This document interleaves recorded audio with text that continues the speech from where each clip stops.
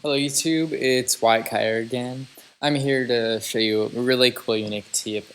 So this is basically an effect I use on a lot of different vocal chains, leads, practically any audio signal you really want. It combines a reverb with an autopan to create this super cool fluttering effect. It's very unique and kind of has a weird vintage vibe to it, but enough of me talking, I'll just show you the effects and then we'll dive right in. Okay, so this is what it sounds like. It's on the vocal, just so you know, and it happens on the second kick.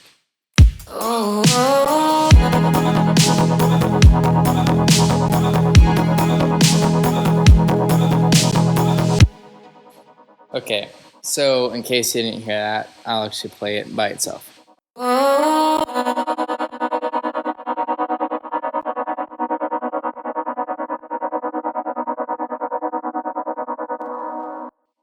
So that was that effect, and yeah, it's pretty unique.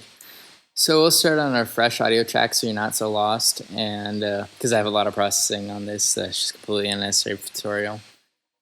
So to begin, we'll start by putting our vocal in its new track, which sounds like this. So very dry, but so the first thing you want to do is grab a reverb and throw it right onto the vocal.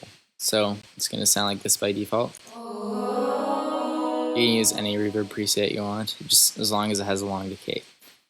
So the first setting you want to turn up is the decay time down here. So you want that to be really, really beefy. So just really push it to the max, like something between 30 and 60 is usually good. So this is what that's going to sound like.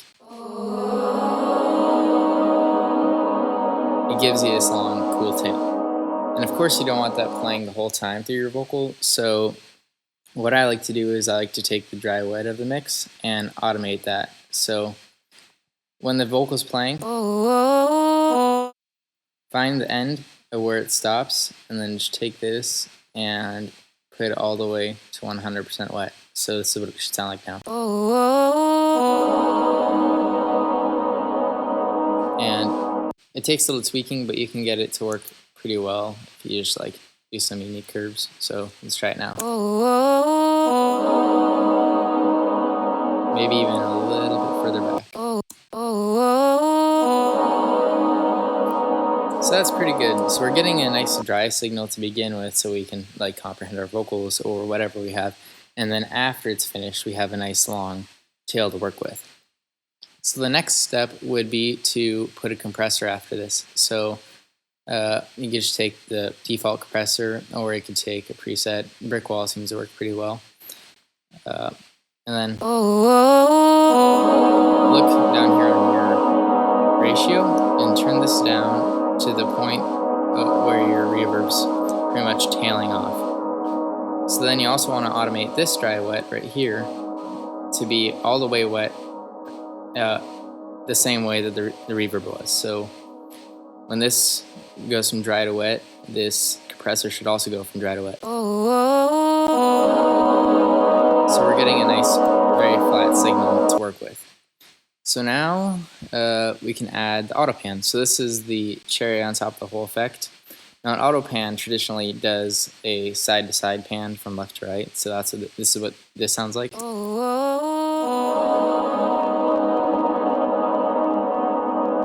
So that's not really what we want. So to get rid of that, what you have to do is set the phase right here up to 360 or down to 0. But I usually go to 360 because YOLO. And so this is what it sound like now. So now, of course, if you want that really nice syncopated effect, we're gonna have to set this from hertz to notes.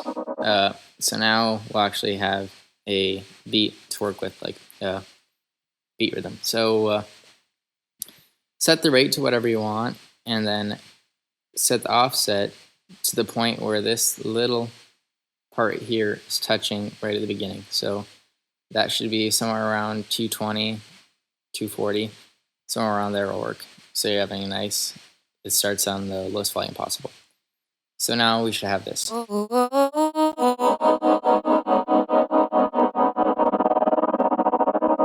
you can adjust the rate to whatever you want. Now, just like the reverb and the brick wall compressor, you can set the amount to be down to begin with, and then as this ends, pump it all the way up. So something like this. Now I have this super cool fluttering effect that really fits in your mixes. And one of the primary reasons to do this is just to help fill out a mix if you don't have very many interesting aspects of it. And because it's using a sonic sound of things that are already in the mix, it doesn't feel out of context when you put this effect on it, because it's using the input of whatever you're putting on it to create the effect rather than generating its own sound. So it helps keep continuity throughout the whole mix, and just very much helps solidifies the whole effect.